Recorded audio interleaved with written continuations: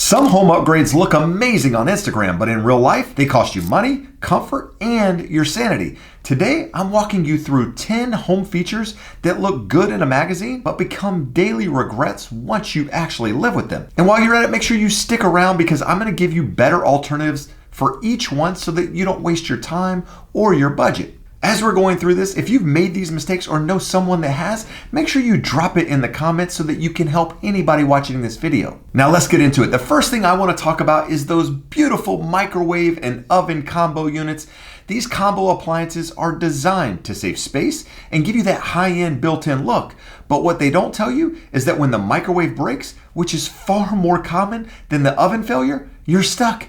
You often can't replace just the microwave, so you're looking at replacing the entire combo unit. And worse, manufacturers stop making parts for these fairly quickly. If your model's a few years old, good luck finding a match. And let's talk about performance. The microwaves in these units tend to be underpowered. They're smaller capacity, slower cook times, and the oven often missing the features you'd get in a standalone unit. In fact, a couple of years ago, one of my clients dropped over $3,000 on a combo unit. The microwave had stopped heating and there were no replacements part. They had to demo the whole thing and refigure their entire cabinetry to fit new separate units. So in my opinion, a better option is to buy separate appliances. Use a trim kit for a built-in look, and if one breaks, you're not tearing out your whole kitchen. Now, before we dive into the next one, I'd like to take a minute and ask a favor. If you find any value in my videos at all, make sure you hit that thumbs up. And while you're at it, make sure you smash that subscribe button to stay updated on everything real estate related. Now, the second one I'm going to talk about is very, very trendy on Pinterest, on Instagram, and to be completely honest, it looks really nice, but it's not functional in my opinion, and we're talking about open shelving in kitchen.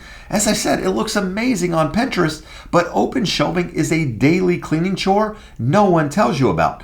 Dishes, glasses, mugs, they all collect grease, dust, and cooking residue. Especially if you cook frequently, you're wiping down plates and glasses before you're ever using them. And let's be real, unless your dishware is fully matching and color coordinated, it just looks messy. Plastic containers, kids' cups, random coffee mugs, these things don't belong on display. And if you're anything like me, my dishware is chipped. We just went to Target and bought all new dishware only to have it completely chipped just a couple of months later because the kids are the ones loading it in and out of the dishwasher. So imagine having that on your display. On top of that, let's talk about the daily impact. You'll either end up using lower cabinets more for storage or spend time constantly rearranging your shelves to keep up appearances. A better option is to install regular cabinets and mix in 1 or 2 open shelves for display items only.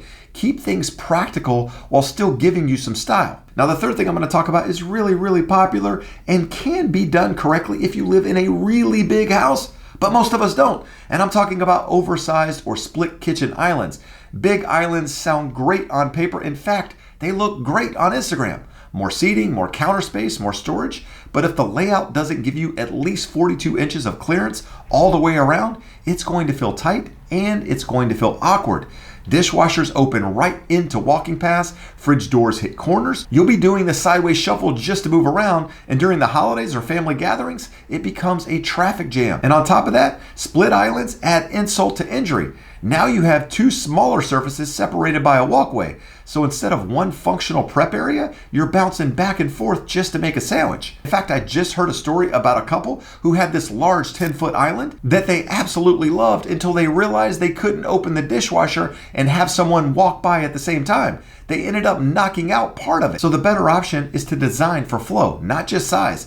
Islands should enhance your kitchen, not turn it into a maze. Now let's talk about number 4, which are glass cabinet doors. They give off that clean, elegant showroom look, but in a real kitchen, it's a total nightmare. Glass reveals everything. Fingerprints, water spots, streaks, they all show. And what's inside those cabinets better be spotless. One box of cereal or mismatched mug ruins the entire aesthetic. I personally can't even fathom having glass cabinet doors. With all the fingerprints on just the cabinets alone in my house for my 3 boys, you imagine that on what the glass looks like? Plus, the glass is fragile. Even with soft close hinges, one slam or house shift can cause cracks, often replacing custom cut glass, which is not cheap. In fact, you could spend hundreds of dollars per door just to replace a cracked pane. A better option is to limit glass to 1 or 2 upper cabinets where you store nice glassware or display items.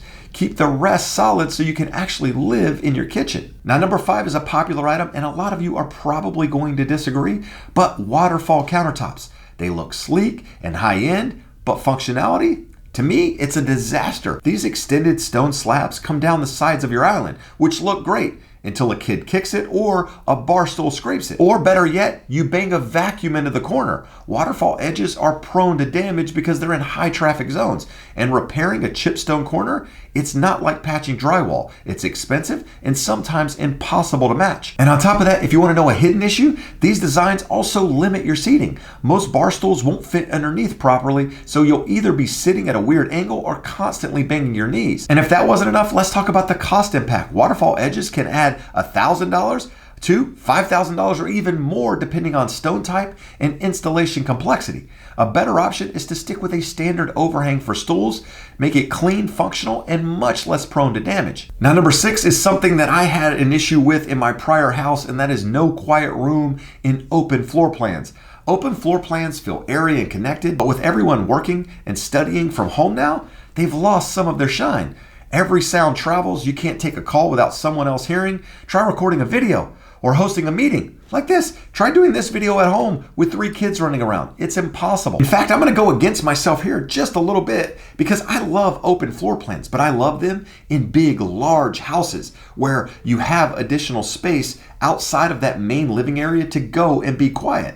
But what I'm seeing is a lot of smaller houses, 12, 13, 1,400 square feet, leaving absolutely nowhere to hide or get work done without everyone hearing you or you hearing everyone. In fact, I got a real life story of a family that I worked with that had to convert a walk-in closet into a mini office because there was no room with a door. Now here's the thing, you don't need to kill the whole open concept idea. You just need to build in one enclosed space, like a den, a study, a flex room, some sort of finished basement, somewhere to close the door and get focused. You'll use it more than you think. Now with number 7, we're going to talk about marble countertops. Marble is beautiful, absolutely no argument for me, but it's also soft, it's porous, and it's incredibly sensitive. It stains from things like wine, coffee, and oil. It etches from acidic foods like lemon or vinegar, and it scratches if you so much as drag a plate across the surface. Now I know what you're saying, well, you just have to maintain it. Well, in my opinion, the maintenance side is an absolute nightmare. It needs to be sealed regularly, spills have to be cleaned up immediately, and on top of that, you still get wear and tear. I had a friend a couple of years ago that had to rip out an $11,000 marble island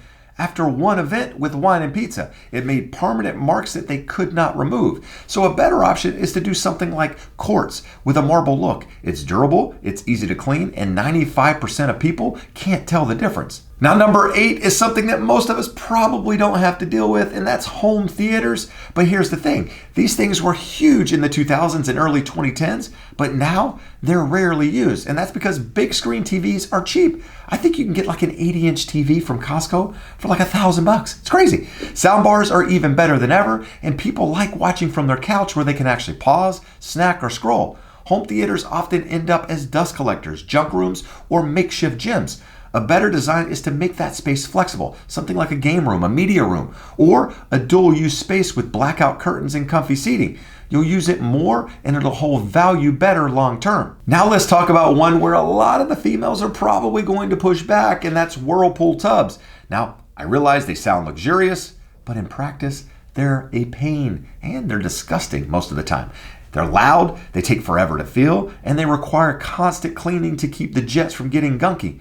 Most people use them maybe once or twice and then never again. They become oversized laundry hampers for a lot of people. I walk into houses all the time where people are using them for some sort of storage. And that's actually funny because I recently asked a homeowner when I went into their property if they ever used theirs, and she laughed and said it's just toy storage for her kids. So an alternative might be a deep soaking tub, which is more comfortable, it's easier to clean, and there's no noisy motors to break. But when I say that, I'm not talking about a tub in the center of the room. I'm talking about a tub off to the side, just not jetted. And that's because my number 10 is giant centerpiece tubs in bathrooms. Those massive freestanding tubs in the middle of the room, they're stunning in a magazine, but I'll tell you, they're awkward in reality. They eat up a lot of floor space, they're rarely used, and they often make bathrooms feel cramped instead of spa-like. What most people actually want is a large, luxurious shower with, the rainfall heads, the benches to sit on, the seamless glass enclosure. So a better plan is, unless you're a serious bath person, the person that does the little candles on the side,